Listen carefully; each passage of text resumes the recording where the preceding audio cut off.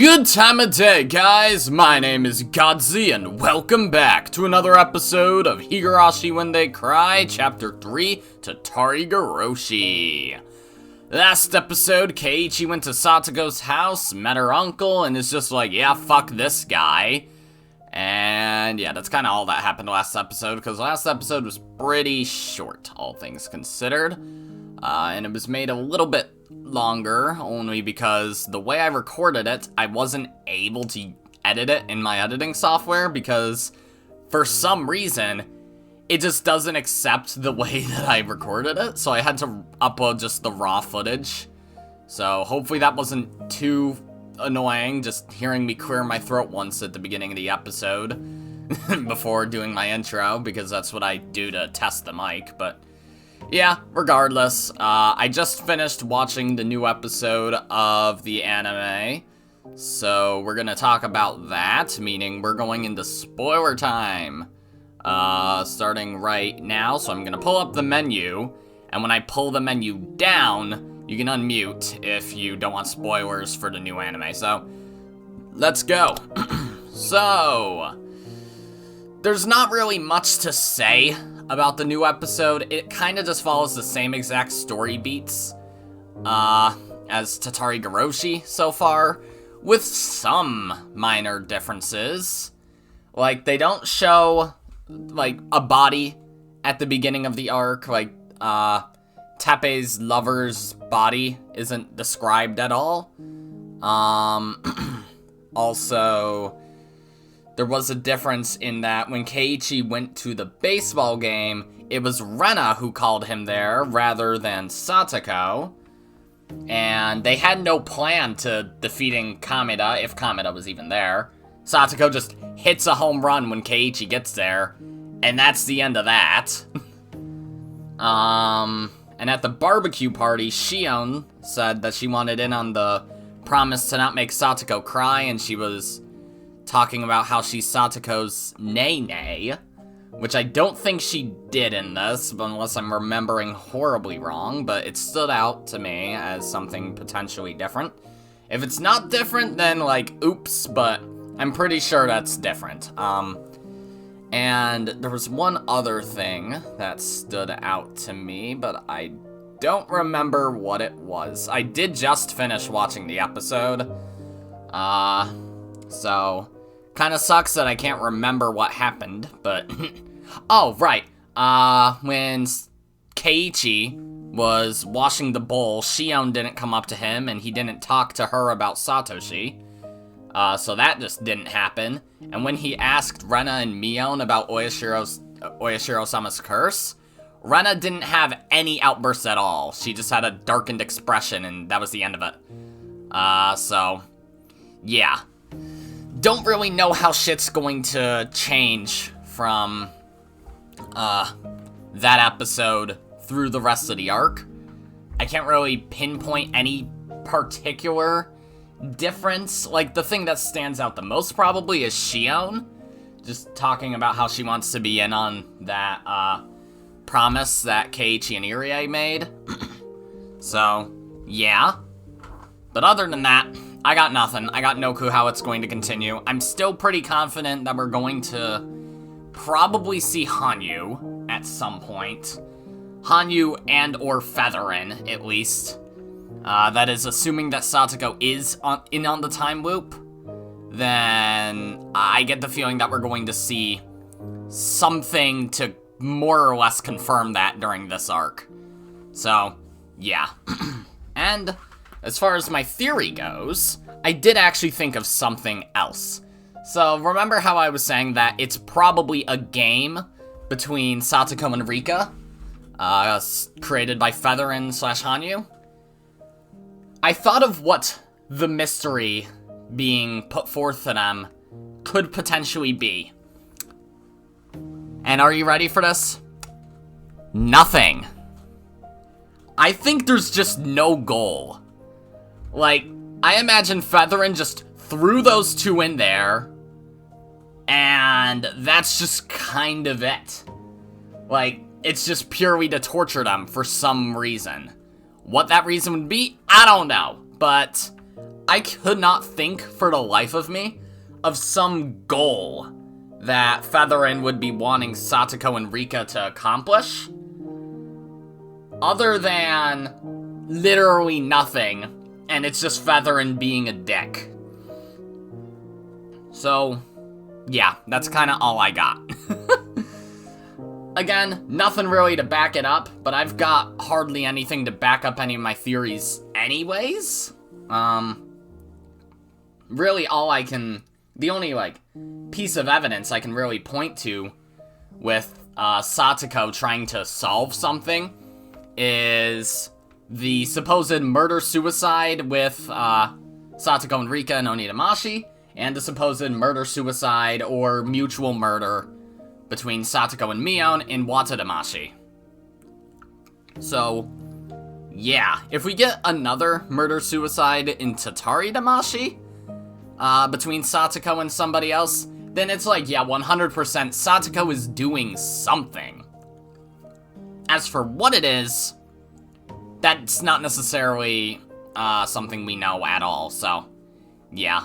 I'm still pretty confident that this is going to end up somehow being the origin story of Burncastle and Lambda Delta, but of course that's yet to be fully seen. We've only really seen a glimpse of Burncastle and Rika, and we've seen nothing of Lambda Delta and Satoko.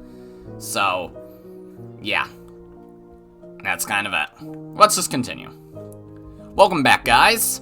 I went home and washed the day's sweat off in the shower.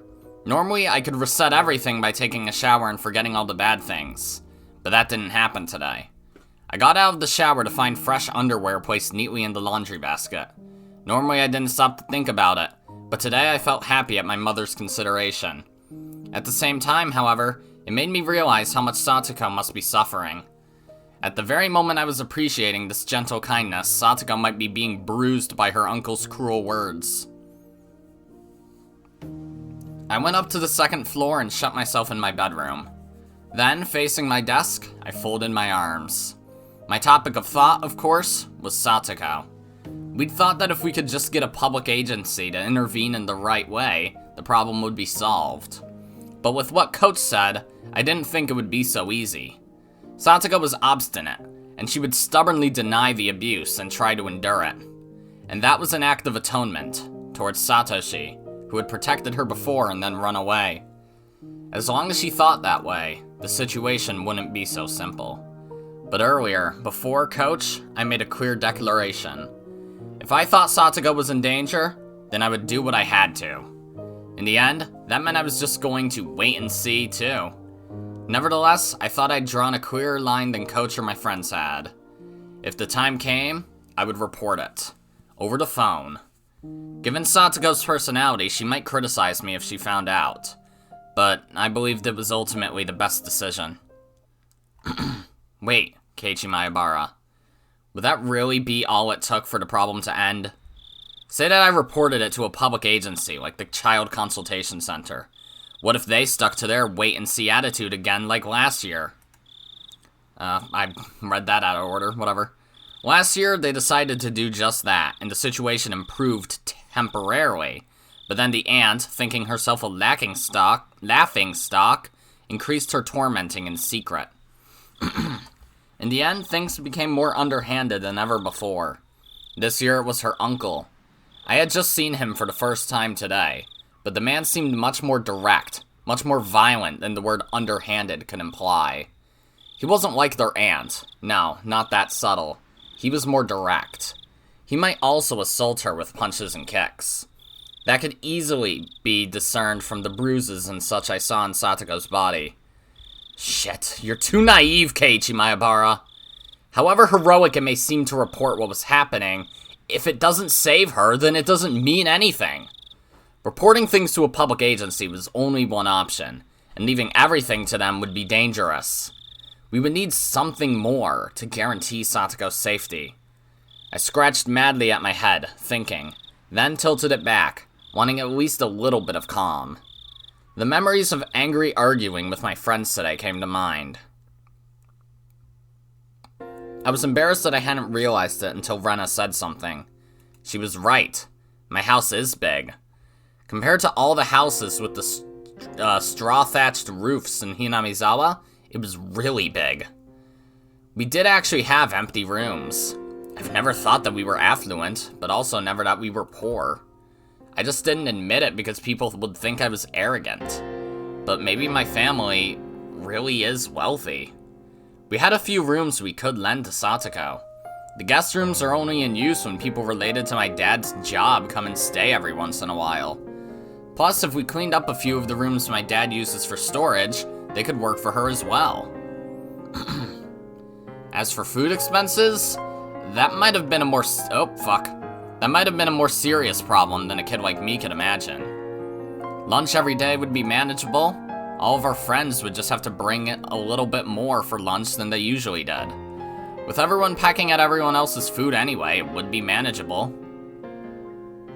For breakfast and dinner, though, that would have to be up to Mom.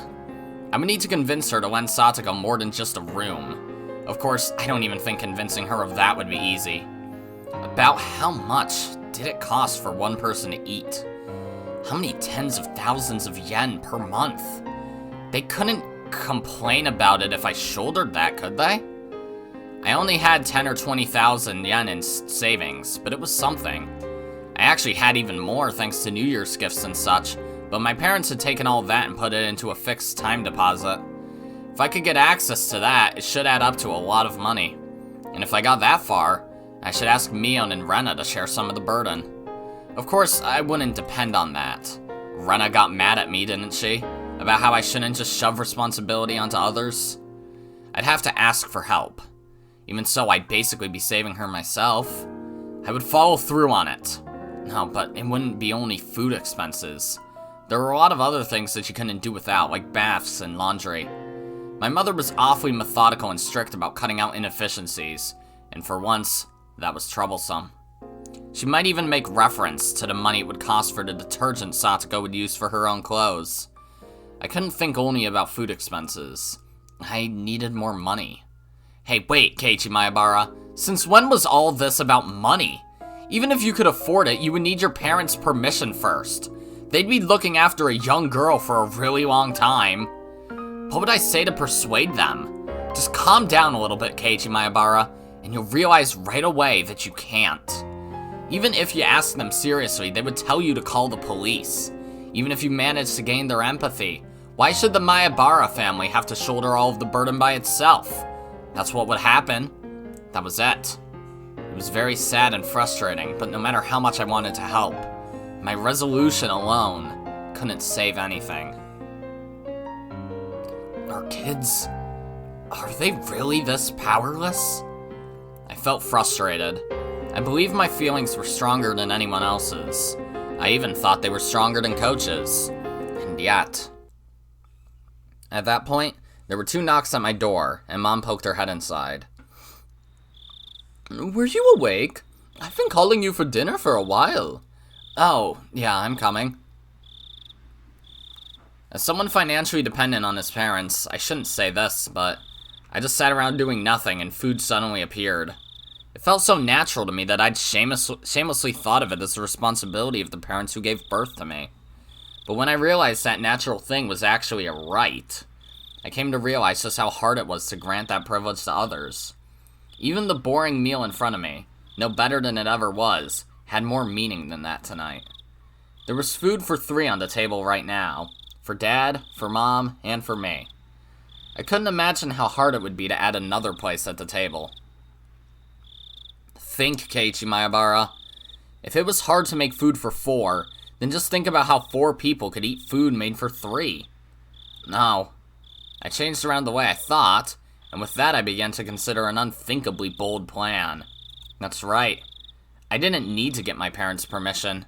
She should just live here in secret.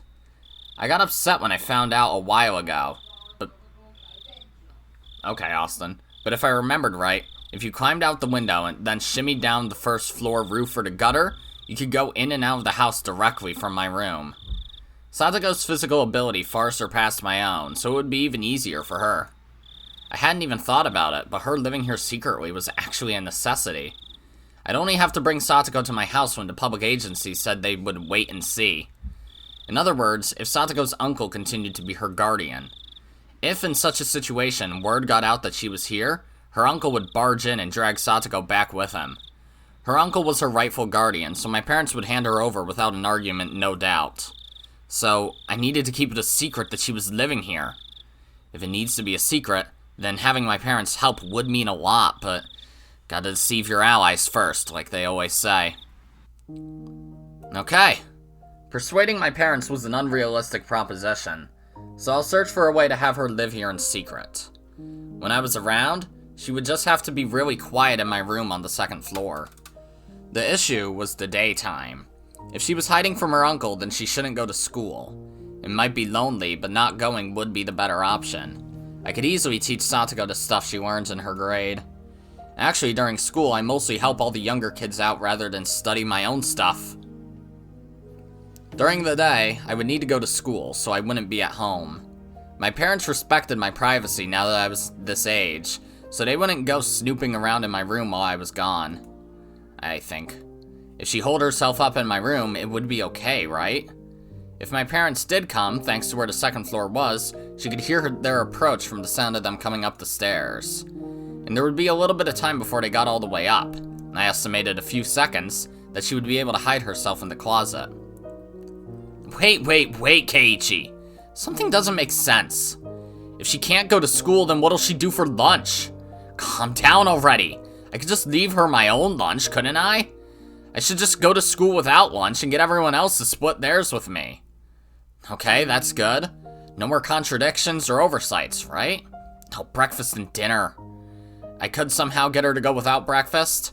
I can go with 2 meals a day when I sweep in on Sundays, after all. Every night, I'd pretend as though I had a bigger appetite, then ask for a bigger helping. And then I could just somehow give part of that to Satoko. As a test, I stood up from my seat with my plate of fish in my hands. What's wrong, Keiichi? Sit down and eat your food. Well, I'm kind of not in a good mood. Could I eat up in my room? You'll make a mess! Eat dinner at the dinner table! Sorry. Hey, wait. I only tried to take away 1 plate of fish, and they ganged up on me? In reality, it was impossible for me to smuggle food away without my parents knowing about it. But it must have been worth taking the time to think about.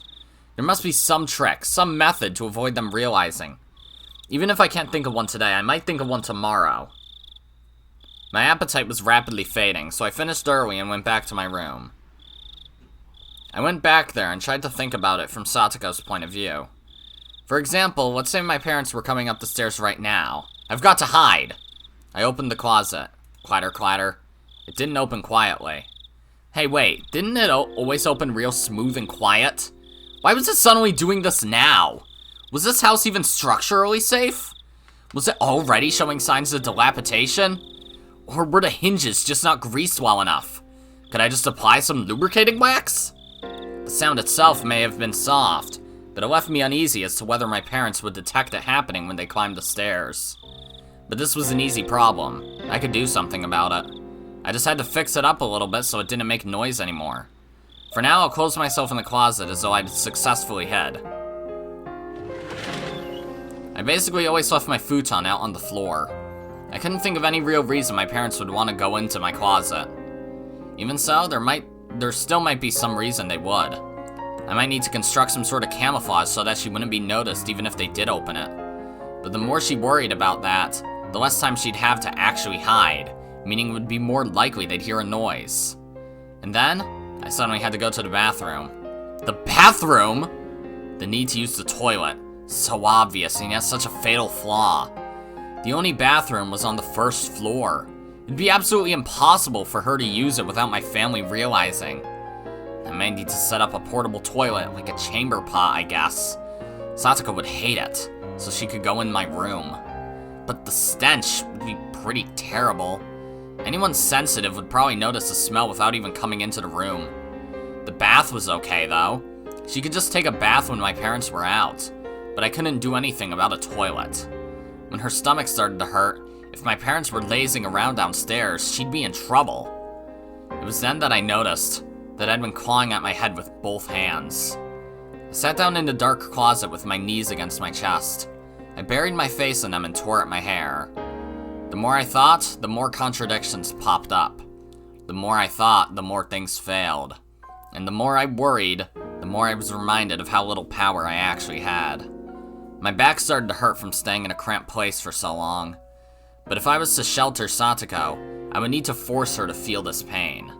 To live in such a dark, narrow, suffocating place. Forever. But it would still be better than being abused by her uncle. Or so I wanted to think. It got hard to breathe, so I gave in and crawled out of the closet. I looked at the clock, and to my surprise, it was 3:30 in the morning.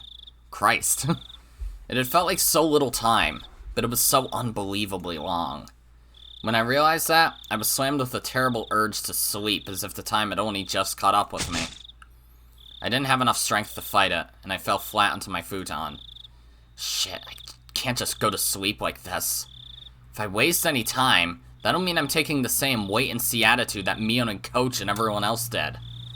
I needed to keep worrying about how to rescue Satoko for a minute, or even a second longer, than everyone else. Isn't there a better way?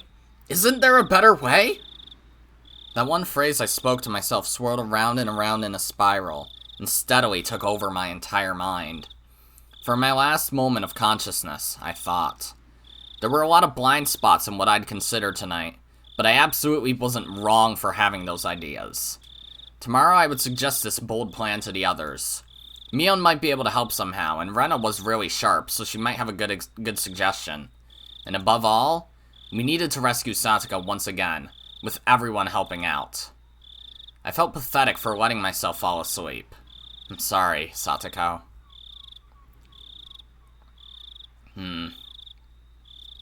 Okay. Neat. Tips? Doesn't seem like it. Haven't been very many tips this chapter. The ceiling blurred into view. It was hot. There was a thin layer of moist sweat on me. The voices of the cicadas permeating my room were somehow grating to my head. What? Today's not Sunday, is it? I remembered today was a weekday and quickly brought myself to consciousness. And then finally, I leaped out of bed. The clock read a little before 10. I was totally late. When I wandered downstairs, my mom would get mad at me. There was nothing I could do, though. Is my heater on? Oh my fucking god, I am so sorry. How do I always forget about you, you motherfucker? No wonder I'm fucking warm. After reviewing the schedule for the school day for a moment, I suitably rearranged the stuff in my bag. I hurried and got dressed, then went down the stairs. There was no sign of my parents anywhere. Maybe they went out somewhere together. So that's how it was. My mother had probably woken me up once this morning, but then I fell back asleep without remembering it. And my parents, thinking I'd gone to school, left. Something like that probably happened. I went to the front door, and as I expected, it was locked. Looked like I was right. But wait, if the sliding lock is there, then... I mean, that's probably just the background, but still. Looked like I was right. It was further evidence of my speculation being correct. When I realized my parents weren't here, I suddenly felt less like I had to rush to get to school. There was one portion of breakfast left in the dining room. Probably mine. The milk they poured in it had gone warm since a while ago. When I realized how hard it would be to sneak food for Satoko, yesterday I had cried. Well, thinking back on it, food wasn't the only issue in that regard. I wasn't in a position where I could care for Satoko by myself anyway. It's such a heavy thing just to save a single person. I'd seen this on TV and in comics all the time. Those feel-good words about how you'll save your friends for sure and such. Was that why I ran my mouth like that, swearing to save her? Because I wanted to feel good about it? No, that absolutely wasn't true. Because the fact was, I couldn't save her. Because I didn't want to think like an adult. Like I couldn't do anything but watch. Had Satoko gone to school today? I immediately realized that was a meaningless question. Whether or not she did, there wouldn't be a change in the environment she'd been placed in. If I couldn't save her, and no one else could either, then we could only pray for a miracle. Are we so powerless? With a vague goal of getting to school in mind, I sluggishly put on my shoes and stumbled out the front door. I had only overslept by 2 or 3 hours, but the sunlight and air felt completely different from how they usually were in the morning. Well, of course they did. Once 10 o'clock came around, you could barely call it morning anymore. I didn't feel like walking the same old route to school.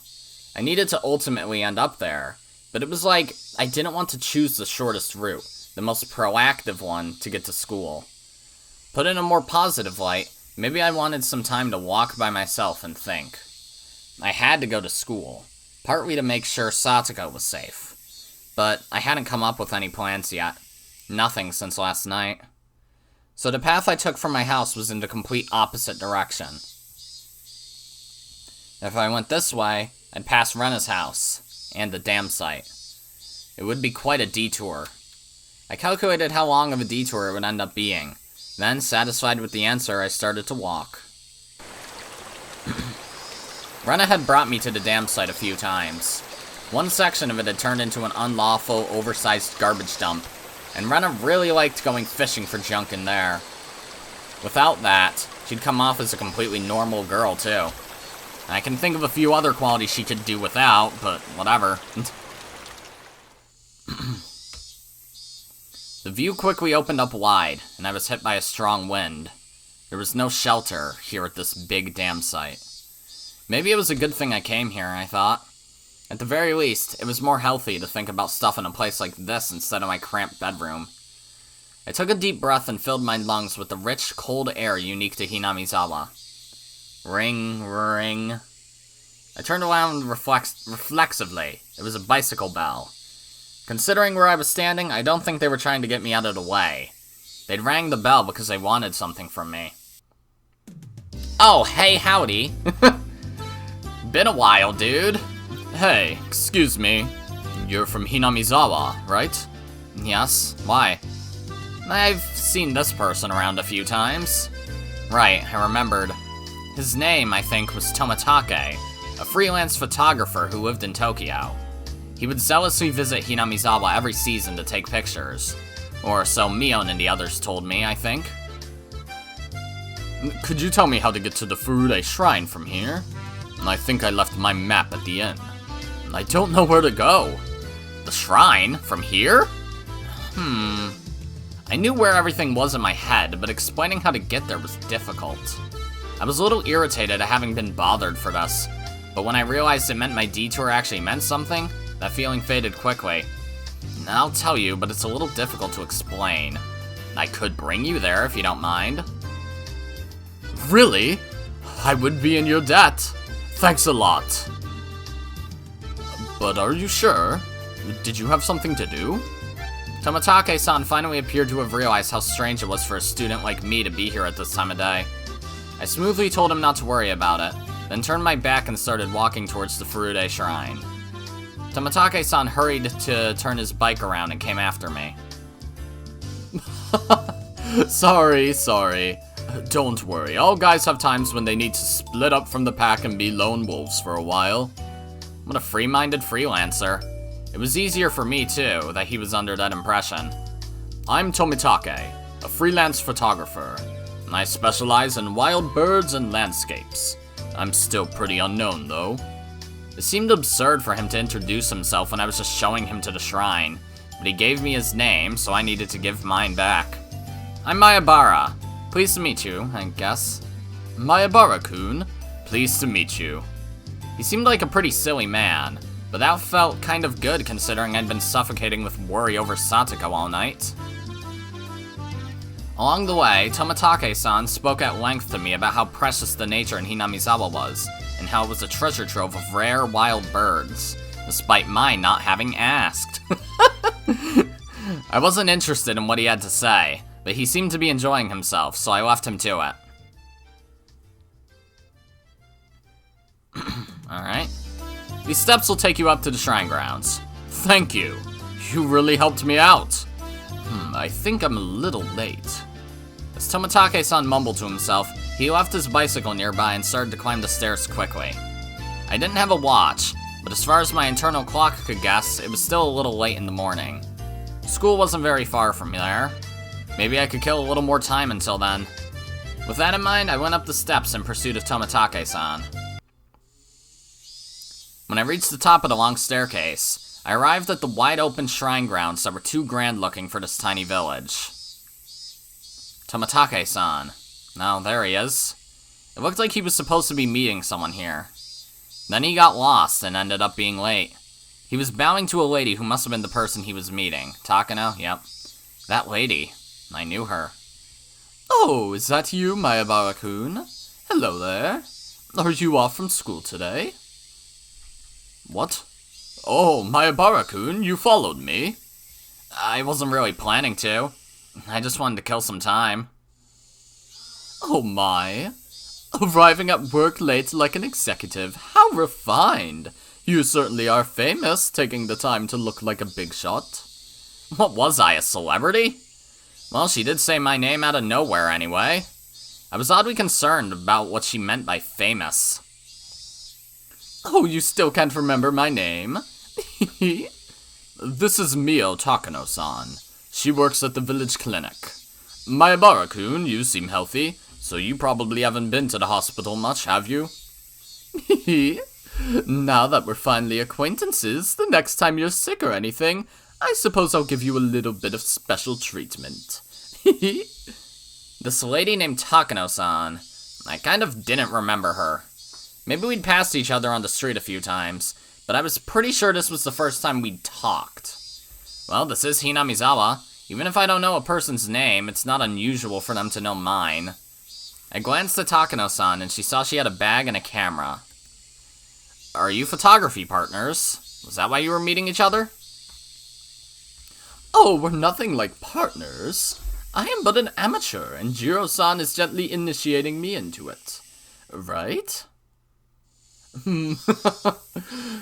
That's not it at all. Takano-san is a quick learner. She could take pictures just fine without my guidance.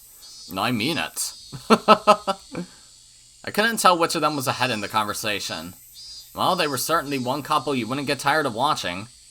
The festival is finally coming up the day after tomorrow. I hope I can take some good pictures this year. I plan on taking some shots of the setup tomorrow. I want to capture the festival energy shown by the preparations for it, too. Oh, I just remembered. There was some village festival called Watanagashi or something the day after tomorrow, on Sunday.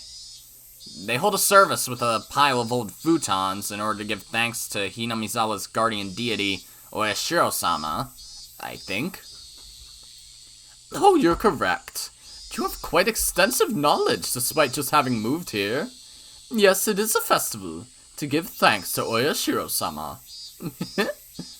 Takano-san smiled somehow meaningfully, but didn't tell me what part of a festival to thank Oyashiro-sama needed to be laughed at. Cryptic as ever, Takano-san. But I do wonder what will happen this year. You know what they say. If it happens twice, it'll happen a third time. And it's already happened 4 times. I think there's less evidence that it won't happen a 5th time, don't you think? I knew what they meant by their whispered exchange. On the day of Watanagashi, a freak death always occurs, which people call... I'm trying to crack my back, because it hurts. Oyashiro-sama's curse, and a disappearance occurs that people call being demoned away. These strange events had happened 4 years running, and Watanagashi, rapidly approaching the day after tomorrow, marked the 5th. Oyashiro-sama puts a curse on enemies of the village, eh? If it does happen this year, I wonder who will find themselves at gunpoint. Oh, and I always come here to pray and donate money whenever I visit. It won't be me for sure. Oh, is that so? They say that Oyashiro-sama has been especially harsh on outsiders recently, you know. Mayabara-kun may have only just moved in, but he's a proper member of Hinamizawa. But Yujiro-san are a stranger who only comes once a year. I wonder, will he let you go this year? That's harsh. Tomitake-san was the only one with a pained grin, but we all were smiling, me included. Oyashiro-sama, the one who used the curse to kill people involved with the dam construction project, one after the next. He killed the dam construction manager, killed Satoko's parents for supporting it, and the next year, he even killed her aunt. If the demoning away was part of that curse, then you could add Satoshi to the list of victims. As I thought about it, I realized that in the serial freak death incidents, the overwhelming majority had the last name Hojo. Half of the deaths and disappearances had come from the Hojo family. The Hojo family lived here in Hinamizawa. Did that mean Oyashiro-sama punished and cursed them particularly harshly because despite that, they had been in favor of the dam? Have you heard the news that Satoko's uncle has returned? Takano-san, who had been enjoying a few words with Tomitake-san, was caught unaware by my sudden inquiry. Oh, I'm sorry. What was that? Satoko's parents were killed by the curse. And her aunt, too. So I was wondering if maybe if you went in order, her uncle would be next. Her aunt had a miserable death from the curse last year, and her uncle let his fear take over and fled into town, right? Oyashiro-sama doesn't allow people to try and abandon the village, does he? I hadn't intended to be quite this persistent, but those words, they just flowed out of my mouth without me thinking about it. Right, Oyashiro-sama's curse. I didn't believe in something so unrealistic, of course, but the fact was that every year, unfortunate accidents and incidents happened to enemies of the village. Like Takano-san said just now, it had happened 4 times. No one could say there wouldn't be a 5th. That's an interesting suggestion. It is true that if you look at those sacrificed in previous years, those named Hojo come up quite frequently. Given how long it's gone on for, her uncle being the one to die or disappear this year isn't out of the question. Not again, Takano-san. Don't laugh about it, it could really happen. I'm sorry, but Oyashiro-sama's curse is my life's work. Takano-san gave off a mysterious, somehow intellectual impression, and her life's work was mysterious in its own right. She probably really liked inexplicable supernatural phenomena or something. Takano-san, you seem like you know a lot about Oyashiro-sama. Give me your honest thoughts. Given that he's a Hojo and that he's returned, what are the chances that the uncle will fall to the curse? My what? You seem like you really want this uncle of hers dead. That's not. I wonder. It all depends on the whims of God. Mayabara-kun, do you know the true identity of Santa Claus? Huh? I got a strange question all of a sudden, and I couldn't immediately answer. Oh, CG, huh? What, you don't know? It's your daddy. The daddies in everyone's family. What? That's what you meant? Well, of course. Everything ultimately comes down to humans in the end. After all, humans are the only ones living in the world. All strange things should be explainable in terms of human actions. I felt like I put that somewhat strangely, but Takano-san was not as dissatisfied with that reply as I might have guessed. Oh, it's impressive that you've caught on to that at such a young age. You're right. Strange things that happen in the world of man are all caused by man for his own benefit. Mayabara-kun, I'll ask you again then. This time not Santa Claus, but Oyashiro-sama. Do you know anything about who Oyashiro-sama is? Takano-san took a step towards me and gazed into my eyes as she asked. Santa Claus was really the parents of every family's children. If lionizing that legend was a corporate tactic to try and profit during Christmas sales, then what was Oyashiro-sama really? Oh, didn't you already say? There are only humans in this world. Everything can be explained by human actions, right?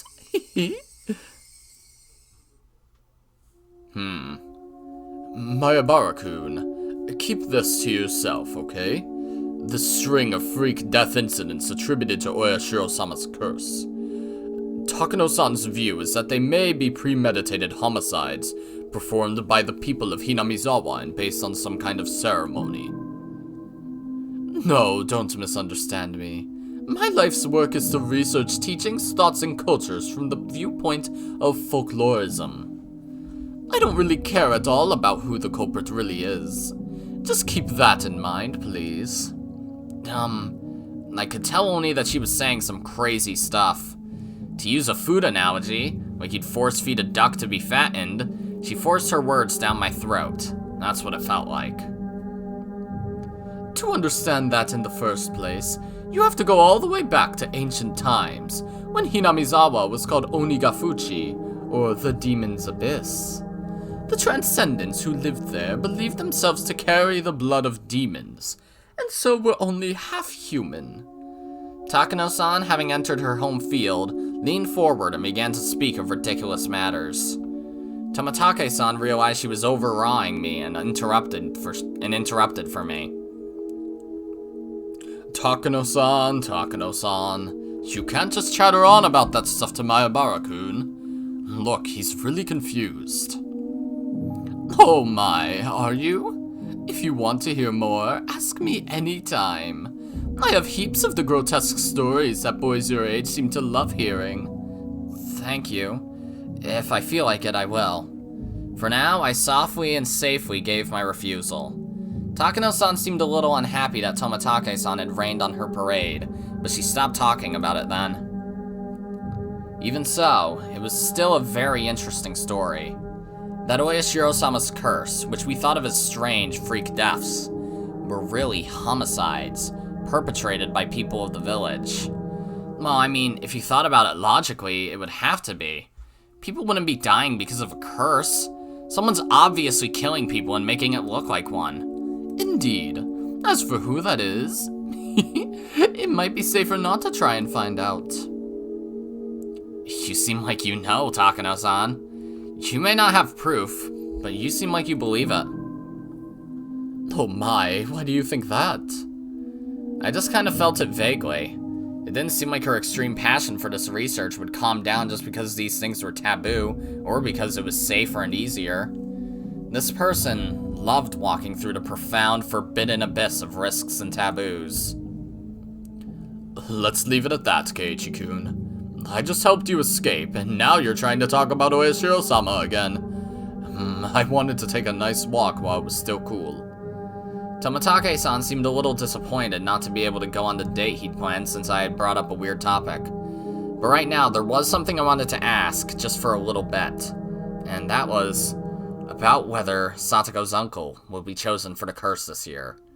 If he was, then another miracle would happen, just like last year. A terrible incident would happen again, but it would release Satoko from her unfortunate circumstances once more. Well, I do have a few suspicions as to the kind of people who would probably become involved, of course. It's a natural, inevitable conclusion for anyone who's researched the history of Onigafuchi village. Who do you mean? What would I do if I knew? I asked that question to the other me deep inside, but got no reply. How enthusiastic. What would you do if you knew? Nothing really. If you found out, you might get into danger yourself, you know. Maybe the 5th year's curse would be you. Takano-san, toying with taboo, gave a devilish, satisfied smile, as though nothing in the world would be more amusing. She was probably trying to tease me, but I didn't feel like going along with her little game one bit. You like to talk pretty big, but you don't really know yourself, do you, Takano-san? I had felt a tinge of irritation at Takano-san's roundabout way of speaking, but those emotions escaped my mouth, like water flowing through a strainer. Even I was surprised at how directly I'd spoken out about what I felt. Of course, I wasn't the only one taken aback. Oh my, you're something. You may just be a boy, but you can still provoke people. How unexpectedly rugged. I don't dislike people like that, you know. Takano-san's tongue poked out of her mouth, and I was convinced that it was long, thin, and split in the middle like a snake's. Alright, I'll tell you then. But you have to promise me 3 things first. 1, not to regret it no matter what I tell you. 2, not to tell it to anyone. 3, not to tell anyone I told you.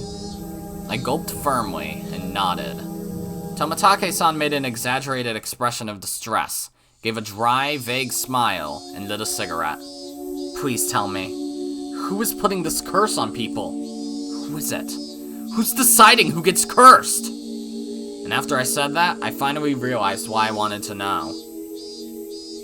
Oh, okay. Help me, my head is cut in half. I can barely see out of my left eye. Yeah, no tips again. Strange. Alright, well, let's continue. Okay, I guess you're cutting that part out. Or not really cutting it. I suppose, I don't know how to describe that. Many of my classmates were playing freely in the schoolyard. A few of them had just run out of the school building after putting on their shoes and tapping their toes to the ground. It looked like they had just finished eating lunch. From a time manipulating standpoint, I guess I succeeded. Oh, Mayabara-san! Are you okay? A few girls noticed me and came running over. It was only natural they were worried. You'd think if someone wasn't there in the morning, they'd be out the rest of the day. Well, I'm just late for school. Don't worry about it. Anyway, what about Satoko? Did she come today? The girls exchanged glances. I saw a thin shadow fall over their faces and knew the answer without needing to hear them reply. Satoko was absent today, too. When all was said and done, after being out 3 days, she'd only come back for 1. And now she was out again. Who knew if she would come tomorrow? Yeah, but the teacher said she got a phone call from Satoko-chan. She said she had a cold. Chie-sensei said everyone should make sure to rinse their mouths out really well. Wait a minute, Chie-sensei? That's a little too thick-headed, don't you think? You're a teacher, aren't you? Why can't you be more sensitive and catch on to the fact that your pupil is sending out an SOS? But even if she did, there was nothing we could hope for. The most she could do was a home visitation. She didn't have any right to take Satoko from her uncle into safety. No matter the result, it would end up just like the public agencies, with a wait-and-see attitude. It would just piss Satoko's uncle off, and her suffering would only grow deeper. Then, wasn't saying she had a cold the best option? She's right. Be careful not to catch a cold, got it? You can go now. There's still plenty of time left in lunch break. The girls excitedly scattered into the schoolyard. Oh, Keiichi-kun! Rena was yelling out the classroom window, waving her hand. A moment later, Mion and Rika-chan poked their heads out too. We were very worried that even you would be absent today. Thank goodness. You don't seem sick. You look pretty okay. I felt a little uncomfortable with her saying that I didn't look sick, but I didn't care that much. What happened? Overslept? Well, late is late. Think if I said I was late because of a train accident, she'd let it slide? You overslept? Mion was being a bit persistent. Was she going to put on her club president cap and scold me for being late? Well, maybe she didn't have it in for me, so I briefly stated that she was right. There's still more bento. Everyone eat up. Without Keiichi-kun here, we couldn't have any fun. Satoko still absent, huh? Even Rena, feigning cheerfulness, couldn't stand to hear that, and her face darkened. She called this morning. Apparently she said her cold came back and she was staying home again. She said it might go on for a while, too. She must be sad, so we were all talking about going to visit. What are you saying, Rika-chan? Not pleased with Rika-chan wearing a wide smile as though it was a happy occasion, I threw cold water on her. Alright, dude. Jesus. We know best of all she doesn't have a cold, don't we? Don't ever tell a fib like that again, even as a joke. I'll get mad next time. Rika-chan furrowed her brow, looked down, and mumbled an apology. It's not just you, Keiichi-kun. It's hard for everyone. I know I'm not the only one worrying, but none of us can do anything either, can we? That's true, but... I got the feeling I would cause another fight if this exchange went on, so I apologized first. Sorry. I'm sorry, so forget about what I just said. It's hard for everyone, right? Must be. It was at least queer, however, that I was the only one who had worried so much about rescuing her.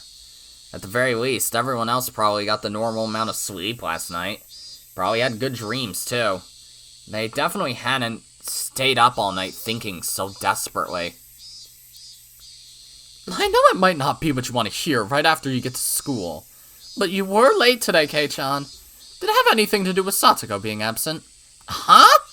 Mion, what are you talking about? Sometimes you act kind of foolhardy, Kei-chan. When both you and her were absent this morning, we seriously thought you might have kidnapped her and hidden her somewhere. Easy for you to say. If I could have, I'd have done that last night. None of them had really thought about how difficult that Queer's Day solution was. I was up thinking all night, thinking until the night was brightening. And then, I concluded that I couldn't do anything of the sort. Don't be dumb. I couldn't hide someone. You're right. I'm sorry. I apologize if I upset you. Don't worry about it. Anyway, let's eat some food. I'm starving. I took my bento box out of my bag. Everyone moved to make a spot for me to sit. Mayabara-kun! Did you just get here? And just as I was about to stick my chopsticks in, Chie-sensei came along. Yeah. Sorry for being late. I overslept. What the heck? Even the teacher was giving me that strange look. When you're finished eating, could you and the president come to the teacher's lounge? There's something I want to talk about. Probably about Satoko, I thought. Sensei left it at that and went back out into the hallway. Eating lunch can wait. Let's go, Mion. You're right. Mion and I exchanged looks, nodded to each other, and got up. It's probably about Satoko-chan. No doubt about it. They were saying she had a cold, but everyone in class knew the truth. I didn't think that we wouldn't have reached the teacher's ears by now. I kept playing dumb, so I think she gave up asking me. Revealing the truth to the teacher would only worsen the situation. Was that why she hadn't said anything? Or was it because she was Satoko's friend, and knew that she was trying to endure the trial of her uncle's abuse in order to get her brother to come home? What should we do? Maybe we should use this chance to get a collective opinion. What do you want to do, Rika-chan? Meep. Satoko's closest and best friend was Rika-chan. However much I pretended to be her Nini, it didn't come close to the amount of time they'd spent together. So I felt like her opinion should be held in the highest regard. I know why Satoko was enduring her uncle's torture. Everyone looked startled and turned to me. Back then, whenever Satoko was abused, she probably cried and hid behind her brother. But Satoko thinks that, in the end, that's why her brother ran away. Who did you hear that from? The coach, I bet. I nodded quietly. Satoko believes her uncle will come back, brother rather, will come back if she can withstand the abuse. Maybe that's why she's trying to push through. But that assumption has nothing to do with Satoshi coming back. It hurts to say that about Satoko, but it's the truth. Everyone hung their heads. Everyone was thinking the same thing. Satoko probably won't be happy no matter who helps her. She wants to withstand everything with her own strength. But is it really right to respect that? I don't think it is. Even if Satoko hates us for a while, I think there will come a time when we need to save her against her will. And I think that time might be now. I told them all about what I saw and how I felt when I went to Satoko's house yesterday. Keiichi-kun, so you think we should tell someone? Of course. Only after we're sure that reporting it to a public agency will guarantee her safety. Without being sure of that, it could just get more dangerous for her instead. It's a difficult problem. Do you think we can get a definite promise out of the teacher? I had no confidence, but we had to try. Meanwhile, Rika-chan had her hand raised for a while, as if asking for an opportunity to speak. I will. Leave it to Keiichi. What? Is that okay, Rika-chan? Keiichi is thinking about Satoko more than anybody else here. If Keiichi thinks that we need to tell someone, then I have no complaints. Thanks. Mion, Rena, are you okay with that? Mion seemed to hesitate, not knowing if she should agree. But when she saw Rena's firm nod, she made up her mind and did the same. Okay. Let's go, Mion. Right. Alright. Only Chie-sensei was in the teacher's lounge. We didn't see the principal anywhere. The schedule on the blackboard under the principal's name said training, going straight home. Our principal's sense of justice was too strong. Satoko's problems wouldn't be solved with something so vague. Maybe it was a stroke of good luck that he wasn't here.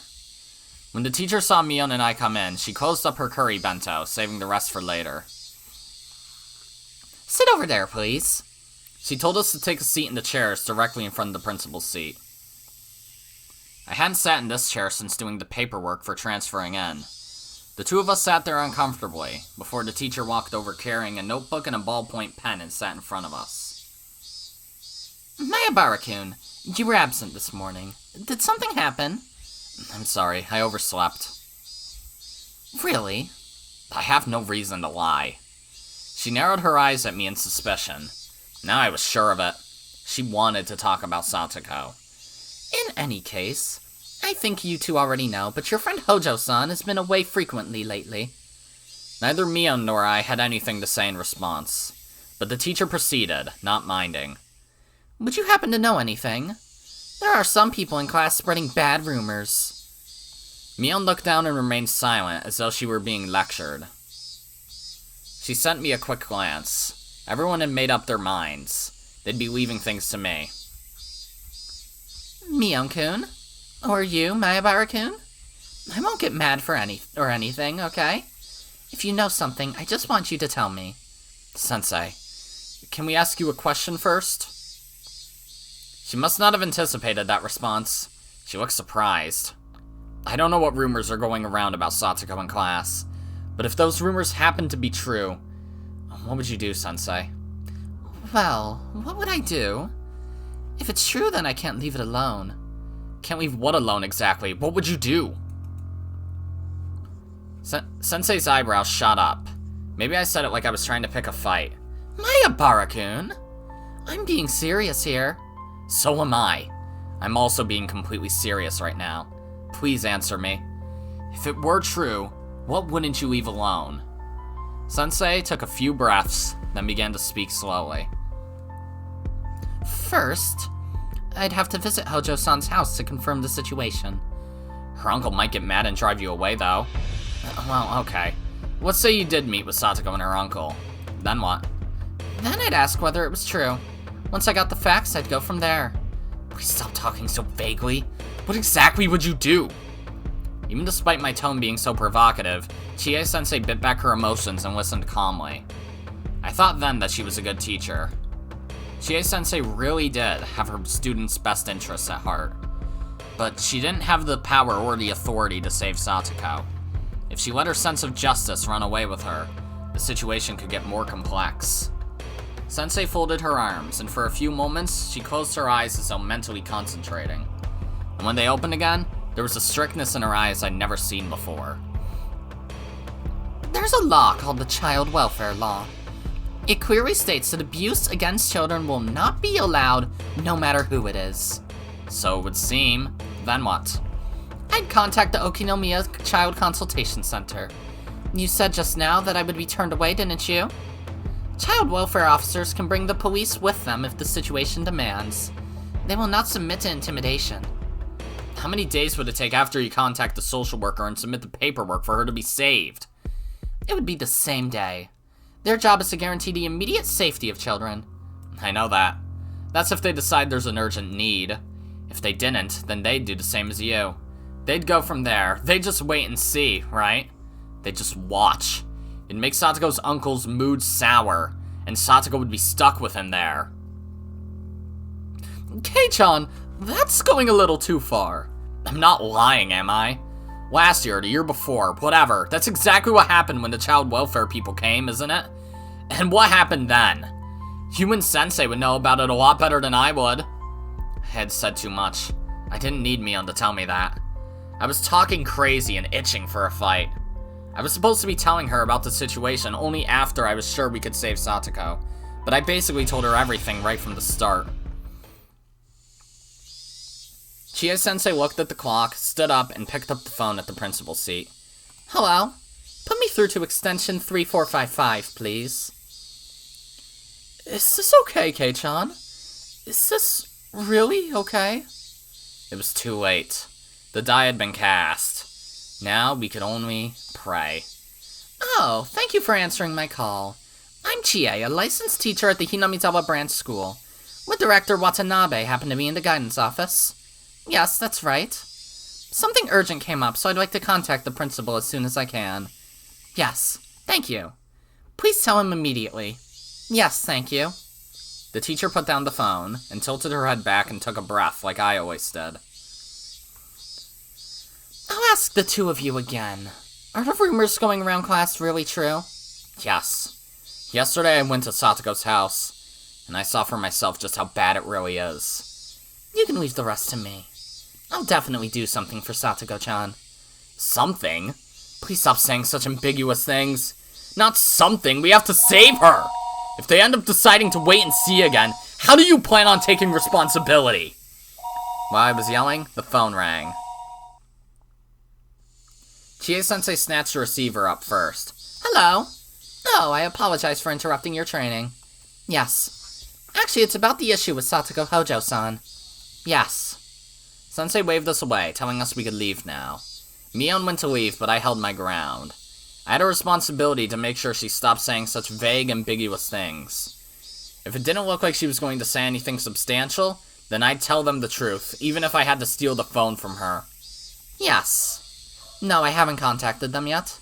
Yes. I haven't confirmed it, but it seems pretty bad from what the children are saying. It's not just pretty bad! Do something about it! Right now! If you're going to report it, then I don't care who you tell. But I swear, if they just end up waiting and watching, I will never forgive you! I yelled angrily at Sensei and the principal on the other end. I wanted to somehow, some way, convey to them just how dangerous her situation was right now. I understand that. I will tell them as much. Mion-kun, please take Mayabara-kun back to the classroom. Yes, ma'am. Let's go, Kei-chan. We should leave this to the teachers now. You better promise. Until the very last moment, I glared at Sensei. Chie-sensei was feeling pressured by the likes of me. Idiot, this isn't the time to feel pressured. Now's the time when you give me a firm nod to reassure me. Even so, we've already left things in her hands. At this point, we can't really do anything but pray. Bang. Mion shut the door to the teacher's lounge.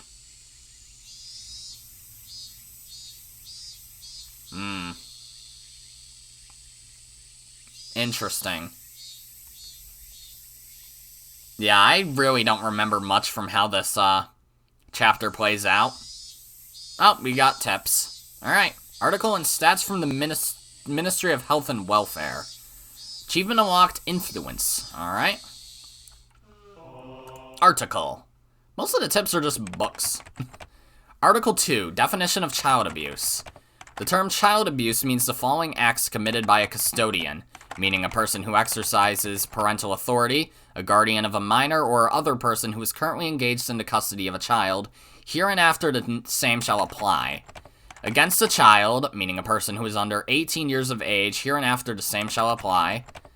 1. Assault the child in a manner that will cause or is likely to cause external injury on the body of a child. 2. Engage in indecency against a child or cause the child to engage in indecency. 3. Substantially reduce the amount of food for the child or abandon and neglect the child for a long time period in a manner that may interfere with normal development of the child mentally or physically, or otherwise materially fail to perform the duty of a custodian. Or 4. Speak or behave in a manner that would be significantly traumatic to the child. Article 3. Prohibition of child abuse. No person shall abuse a child. Law Number Act Number 82 of 2000. Authored by the Minister of Health and Welfare. Okay. So you're just defining what child abuse is. Nice tip. Statistics from the Ministry of Health and Welfare. Year 19 blank blank. Principal abusers in cases reported to the Ministry of Health and Welfare. Total 5,352. Mother by blood 2,943, 55.0%. Mother not by blood 203, 3.8%. Father by blood 1,445, 27.0%. Father not by blood 488, 9.1%. Year 19 blank blank. Instances by type of abuse in cases reported to the Ministry of Health and Welfare. Total 5,352. Physical abuse 2,780, 51.9%. Neglect, abandonment of child 1,728, 32.3%. Psychological abuse 458, 8.6%. Forbidden from going to school 75, 1.4%. Sexual violence 311, 5.8%. I hate the fucking music trill there. On that line. Alright. Exit. And continue. Alrighty. Well then, I suppose that's going to be it for this episode, guys. Hopefully I'll have more to say about the new anime next time, if I can think of, like, other differences that happened in the first episode. But there hasn't been much yet, so yeah, and the next episode won't be until December, technically speaking. So, yeah. That's gonna be it for this episode, guys. If you liked it, then be sure to press the like button, and if you didn't like it, then fuck you too.